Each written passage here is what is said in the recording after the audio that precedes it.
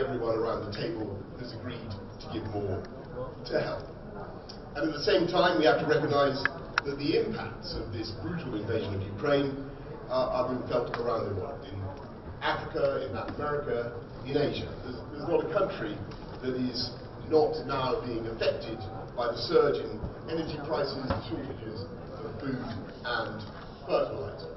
And so, just as we in the UK are focused on helping people with the cost of living, £1,200 going to next month in July to the 8 million most vulnerable households, with more help to come, £400 every family to help with the costs of energy.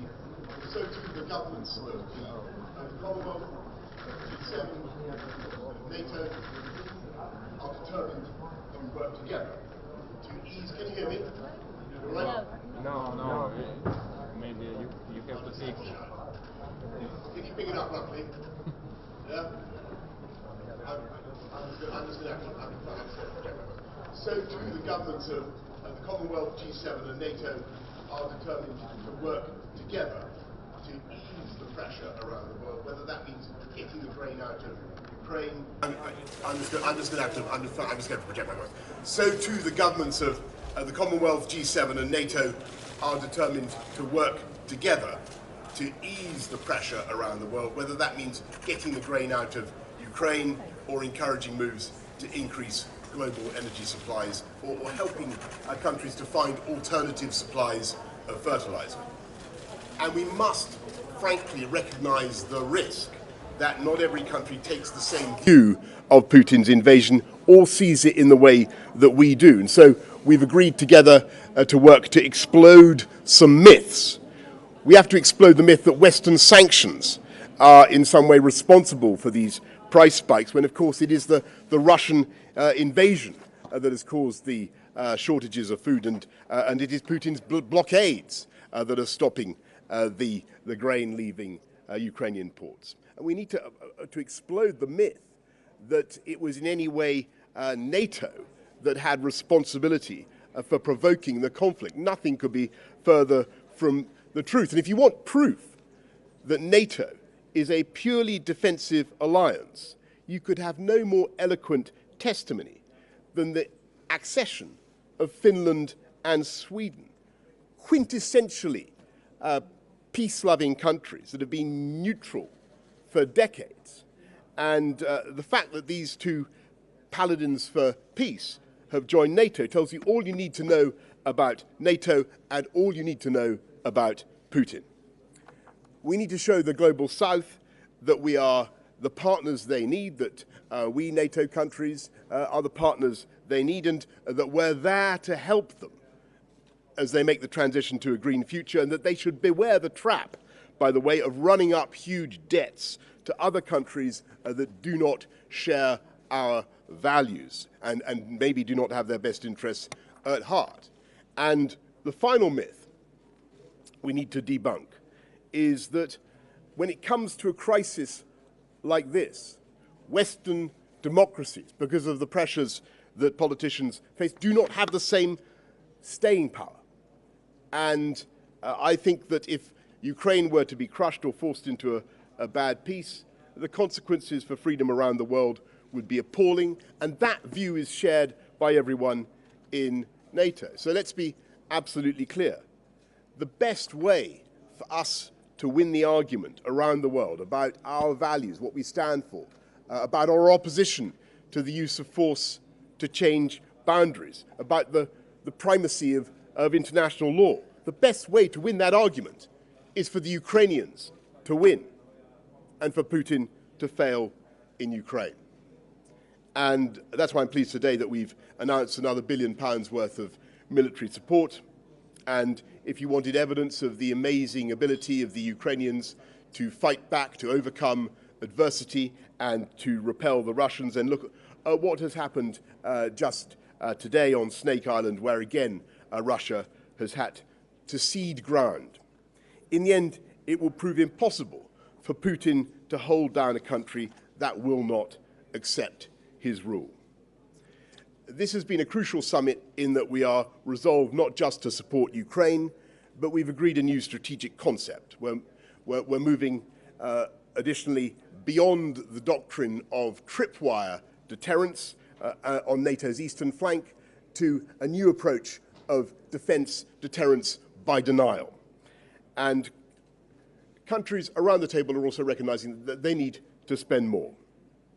And in our case, that means meeting and being prepared to exceed the target we set for ourselves a decade ago of everybody spending 2% of GDP on defence, the goals that were then set for a very different era. And what we're saying is that we want Jens Stoltenberg, the Secretary General, to start work on that new target now, and he's agreed to do that. We need to invest for the long term in vital capabilities like future combat air, while simultaneously adapting to a more dangerous and more competitive world. And the logical conclusion of the investments on which we propose to embark, of these decisions, is that we will reach 2.5% of GDP on defence by the end of the decade. I want to say a big thank you to our Spanish hosts. I think they've done an amazing job. I want to thank Jens Stoltenberg.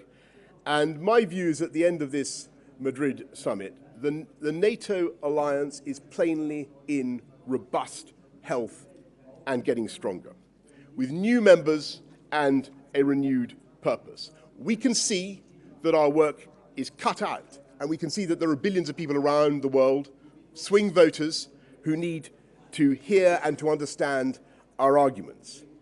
But we have a huge advantage of knowing what we want, in believing in our ideas, and having the means to do what we want to do. And above all, we are united. And if history is any guide, then I believe that this great alliance will again be successful. Thank you all very much, and I'd like to go to the media, where I think we've got a question first from Chris Mason of the BBC. Thank you, Chris Mason, BBC News. Prime Minister, what is the overall objective of the UK's help and strategy for Ukraine? Is it unequivocally getting the Russians out, restoring Ukraine's borders to how they were before the war? And, if I may, you've been out of the country for 8 days. Are you actually looking forward to returning home, given the ongoing speculation about your own future? On the second point, yes, I can't tell you how much I'm looking forward to get. Not that it's been wonderful being here in Madrid, as you want. As indeed, I enjoyed being in Kigali and Germany. But there's no place like home, so I'm keen to get back. On your point about where we're trying to, what's the goal? We can't be more Ukrainian than the Ukrainians. Everybody understands that. It's for Volodymyr Zelensky, his people to decide what they want to do. Whether they want to cut a deal with Russia to make some kind of peace, of course, that's entirely a matter for them. Though I noticed that after the attack on the shopping centre, I think I saw a poll saying that 89% of Ukrainians would, under no circumstances, contemplate a land for peace deal. So, I can see the difficulties in Ukraine. Our job is simply to vindicate the principle, to stand up for the principle of the right of the Ukrainians to protect themselves. That's what we're doing. That's what everybody in the alliance is doing. And we want to give them the means to repel the Russians, to expel the Russians from the territory that they have occupied, because that is the right thing under international law. And as everybody has said, we want at the very least to put Zelensky in the best possible position he could be in if and when he decides that there is anything to talk about. But at the moment, let's be absolutely clear, there doesn't seem to be anything to talk about, because it's not only that the Ukrainian people would find it very difficult to do a deal, Putin isn't even his only logical and right to continue to support Ukraine in the way that we are, and indeed to continue to intensify that military support. Because I think that they do have the potential to turn this round. We've seen what Ukraine can do to drive the Russians back. We've seen what they did around Kiev, around Kharkiv, now on Snake Island. I think the right thing for us is to keep going on the course that NATO has set out, no matter how difficult it may be. and that's what this summit has certainly agreed. Romilly Weeks of ITV.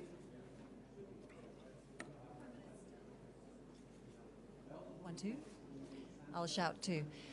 Prime Minister, the American assessment is that the war in Ukraine could grind on for an extended period of time.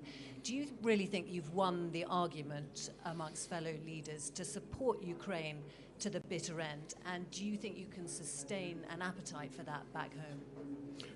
So, Romilly, I think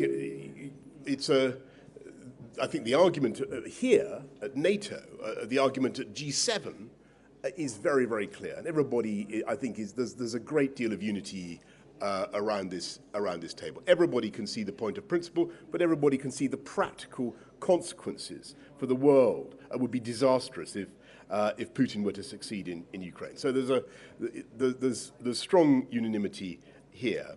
I think when it comes to the global congregation, yeah, I mean, the interesting thing in the last few days and weeks has been to listening to other voices, some of whom I think are under a misapprehension about what is really going on, about who's to blame for the spikes in fuel prices, under a misapprehension about what NATO really is.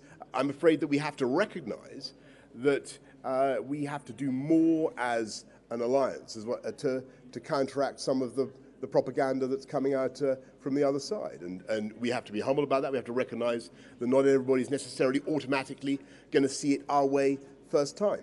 I think the arguments are with us. I think we'll win the argument, but we need to make it. Hugo Guy from the Eye.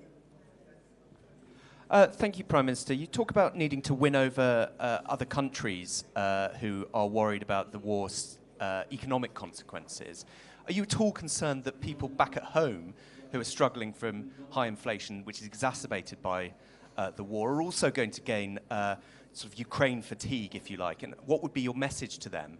And on a similar topic, HMRC has reported today that 6.1 million people in the UK are now paying higher rate tax.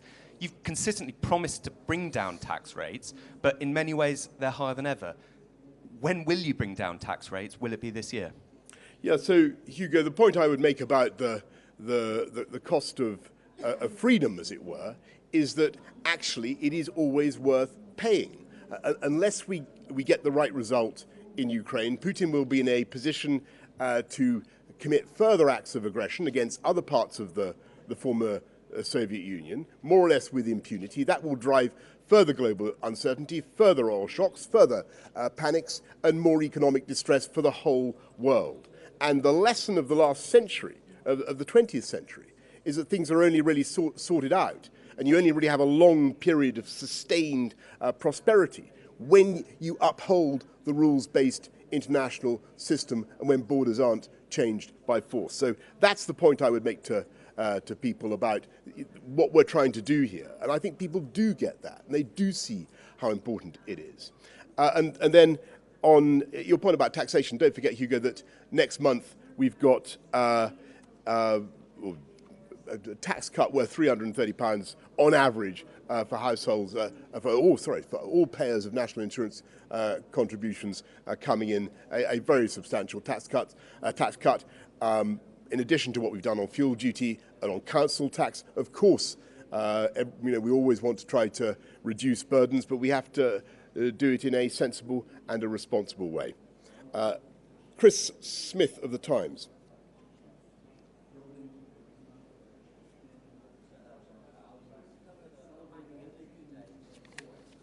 Struggle more than others. Inflation is going to stay high for a very long time. You've talked a lot about how this is going to abate fairly soon. Are you at risk of being complacent about inflation? Do you need to do more to deal with the fallout of this war?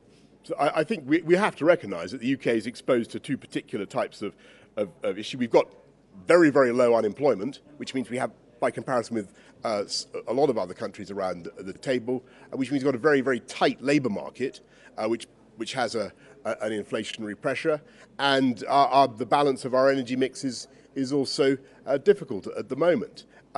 We have to deal with those issues. We've got to deal with a lot of the underlying causes of cost pressures for people, for businesses, for the whole country. And so we've got to help people in the with the costs, with the £1,200, all the other help that we're giving, helping people with try to get through the price spike. But you've also got to try to look at the root causes.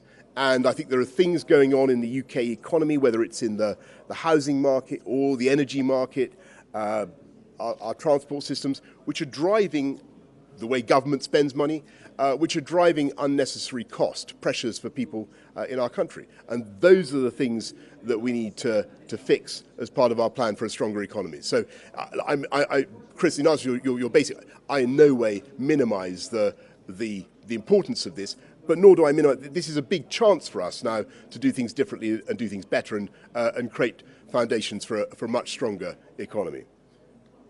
Ben Glaze, The Mirror. Prime Minister, thank you. Why are you still cutting 9,500 troops in the British Army, and why are you breaking a manifesto pledge to spend 0.5% above inflation on defence spending? Well, Ben, if you look at what we're doing with the British Army, I think most fair-minded people, if you ask Jens Stoltenberg, which is the country that's really committing defence spending to NATO, which is the country that's contributing the most to creating the right level of investment for the Western Alliance, it is the UK. And I think we're now spending, last year we spent the third biggest amount on defence of any country in the world in 2021. We've increased defence spending by 24 billion pounds in the latest spending round. And if you look at what we're doing right now, we're well over the 2%, so on the 2.3%, we're at 2.3% now, and you will have heard what I've just said about the logical. If you protract what we're doing on AUKUS, on FCAS, you know, we're going to get to 2.5% by the end of the decade. Yeah, look, I mean, I hear that. I just think that the most important thing is to have armed forces, armed services that are brilliantly equipped, superbly able to do the jobs that they need. We have the best troops in the world, but I want them to have the kit that they need. And I want them to have the kit that they need. Harry Cole's son. Thank you, Prime Minister.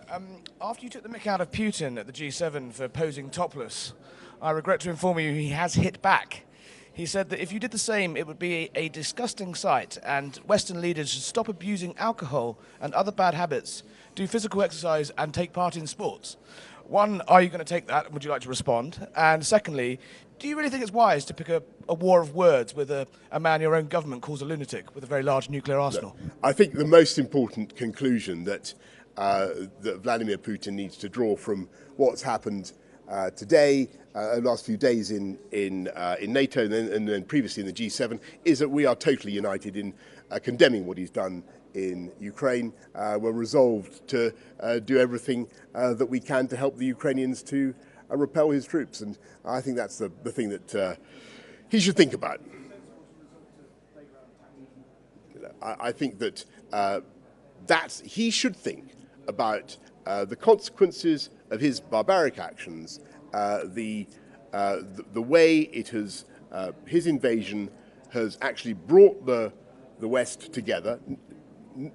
NATO, G7, EU. Look at the way people have come together.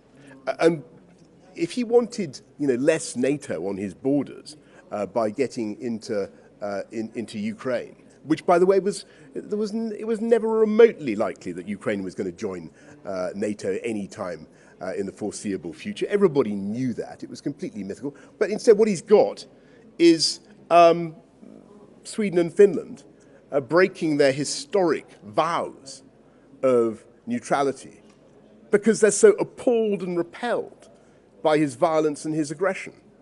And I think that is an absolutely devastating comment on what he has done and his behaviour. Jasmine Cameron-Chileshi of the FT. Thank you, Prime Minister. Earlier this week, Foreign Secretary Liz Truss called China an aggressor, and she said that the West had been complacent over China. Do you agree with her assessment? Do you think the UK needs to re-examine its relationship with China? Look, I think on China, it's very important that we remember that we have a huge economic relationship with China. So does every country around that table. America's got a gigantic free trade deal with China. But at the same time, we've got to understand that there are areas in which we need to compete, contest, and sometimes challenge what China is up to. And that is clear. And we had a long discussion in the UK, as you'll remember, about Huawei. It was very difficult, it was very painful. But in the end, there was just a limit to the way economic interpenetration could go. And it clashed with our need for national security. And so we had to fix that. And what we're doing around the world is making sure that we have that balance and that we stand up to China wherever is necessary. And I think, but also being realistic. It is very, very important that we understand that China is a great country. It's going to be a gigantic fact of the world's economy for a long time to come. So you need to. There has to be a balanced approach, and every country around that table can see that. But obviously, one of the reasons why what is happening in Ukraine is so important is because there is a clear read across to other theatres, and that's why we're sticking up for the rules-based international system in the way that we are. I mean, obviously, we're sticking up for it in Ukraine because it's overwhelmingly the right thing to do, but there's also a read across. Spanish media, Antenna 3, Sarah Romero. Prime Minister, thank you for the floor. How important is the southern flank of North Africa for NATO, and will NATO defend Ceuta and Melilla in case of aggression? Thank you. Thank you. Listen, Sarah, on your specific question about Ceuta and Melilla, that's a brilliant point. I don't think I have the answer to that because I mean I know that the two. I think is enclaves the right word? I don't know how to express. I mean, I'm vaguely aware of their constitutional status, but I would hesitate to offer a doctrine on the extent to which they're comprised within the Article 5 guarantees. That doesn't mean there isn't an answer. It just means that unfortunately, Sarah, I don't know what the answer is. If they're Spanish territory, if it's held that they're Spanish territory, then I imagine that they're protected under Article 5. Okay, let me go as far as to say that, right? On your wider point about the Maghreb and the North African littoral, I think there's a big agenda for NATO, and I think we should be thinking about it.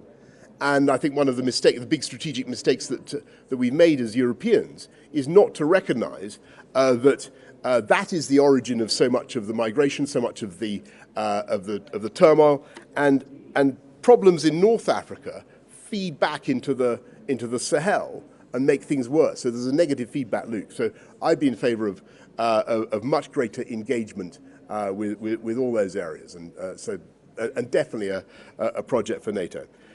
Sergei Sidorenko of European Pravda. Thank you, Prime Minister. I'm here, and on the other side. Yeah, here. Sorry. Not to be confused, by the way, with Komsomolskaya Pravda, right? Absolutely not. I can see some sniggering from there. You can recognize me by Zelensky type T-shirt. Yes, exactly. Yeah. First of all, I would like to thank you and to the UK for the support for Ukraine that we are really doing, and you are, I would say, even leading military support for us. But at the same time, and also I would like to thank you for the words that Ukraine have to define its future and its victory, and Ukraine did. Even President Zelensky have said these days that we are going and we need to win this year. Not to be that much involved in the war. Do you see a real chance for Ukraine to win, considering that NATO allies are not so happy to provide us so needed weaponry? Because we see no modern tanks, no jets, and so on. Maybe you see some ways to do that in that time frame. And also, even more important, as you said just now, that no one did expect to see Ukraine in NATO, which is sad to hear about. Now, is there a chance? I'm just being realistic there. Yeah, but is there a chance to become a member of NATO one day after Ukraine wins, or NATO is still that much afraid of Russia that cannot even think of it? Okay. Because there is no other. Thank you. Look, I mean that's really good. So the reason I went to, thank you very much, Sergei. So the reason I went to Ukraine shortly before all these summits began was really I wanted to get a real feel for where President Zelensky and his administration were and how they saw things going. And it really is clear, as you say just now, they do see a way in which they can change the dynamic this year, in the next few months. And I think that's important, and I think it means we have to help them as much as we can, because they've shown that they can resist, they can show their amazing, amazing ability to fight back. And that's why I think the most interesting recent development has been the MLRS, the multi-launch rocket systems, which have been going to Ukraine. And I'm told that Ukrainian troops are proving very adept in using them. Now, we've got to make sure that that's right, and that the Ukrainian troops, heroic as they are getting the maximum value out of the stuff that we're able to send. But we think that they do indeed have it in their power to repel the Russians and to get them back to the pre-February the 24th position. And that's certainly what Volodymyr says he wants to do, and he set out a plan for doing that. Now, as for the ultimate solution for Ukraine's presence in the security architecture of Europe, it's clear to me what should then happen.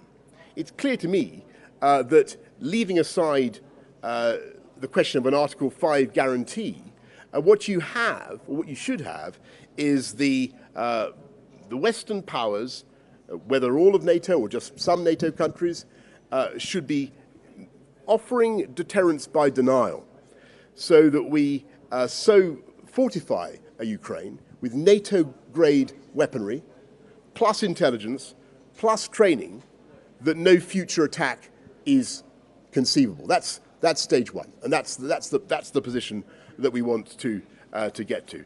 And I think that will prove to be a very, very effective solution. There can then be a further argument down the track about NATO, but that would be my interim solution. Okay, everybody. I was told to be no more than 9. Thank you. See you later. Thank you.